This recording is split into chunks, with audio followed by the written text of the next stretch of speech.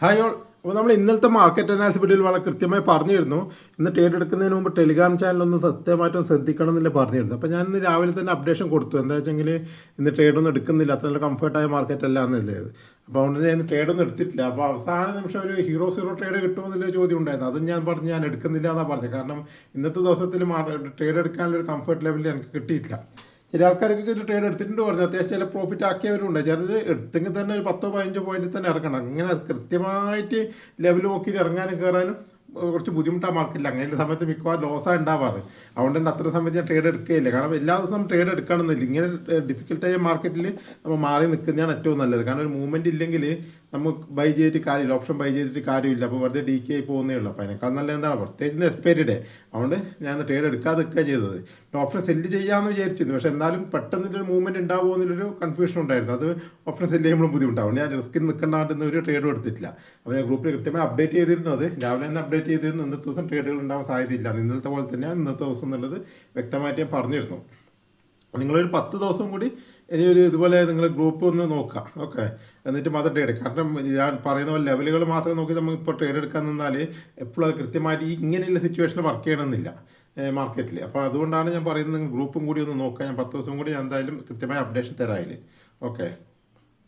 എന്തായാലും ലെവലുകൾ നിങ്ങൾ മാർക്ക് ചെയ്ത് വെച്ചോളൂ. എന്താ വെച്ചാൽ നാളെ ഇപ്പോൾ ട്രേഡ് ചെയ്യുമ്പോൾ ഞാൻ പറയുമ്പോഴും അത് വെച്ചിട്ടായിരിക്കും പറയാം, ഓക്കെ. പ്രധാനപ്പെട്ട റെസിസ്റ്റൻസ് വെച്ചാൽ 24,900, പിന്നെ 24,980, 25,000. ഇതൊക്കെയാണ് പ്രധാനപ്പെട്ട റെസിസ്റ്റൻസ് ആയിട്ട് വരുന്നത്.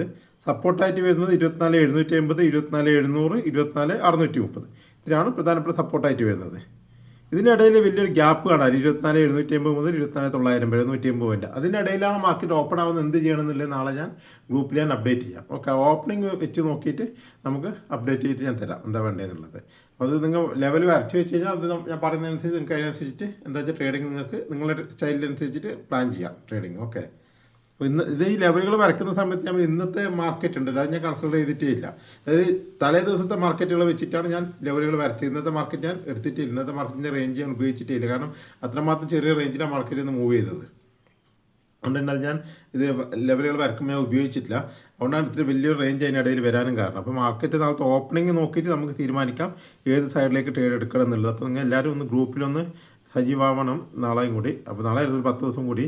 അപ്പോൾ നാളെ നിങ്ങൾ രാവിലെ വന്നു കഴിഞ്ഞാൽ ഒരു 10 മണിയാകുമ്പോൾ 9:30-10 മണിക്കുള്ളിൽ ഞാൻ ഇടാം. ഇല്ലെങ്കിൽ രാവിലെ തന്നെ ഓപ്പണിംഗ് നോക്കിയിട്ട് രാവിലെ തന്നെ പറയാം. രാവിലെ തന്നെ ഡാറ്റ കിട്ടിയ ഓപ്പണിങ്ങിനനുസരിച്ചിട്ട് രാവിലെ തന്നെ ഏകദേശം ഐഡിയ കിട്ടിയാൽ ഞാൻ ഓൺ ദ സ്പോട്ടിൽ അപ്പോൾ തന്നെ പറയാം. ഇല്ലെങ്കിൽ ഒരു 9:30 ആകുമ്പോഴേക്ക് നമുക്ക് ഏകദേശം ഒരു ലെവൽ കിട്ടിക്കഴിഞ്ഞാൽ ഞാൻ പറയാം, ഓക്കെ. നമുക്ക് നാളെ എല്ലാവർക്കും ഗ്രൂപ്പിൽ കാണാം, ഓക്കെ.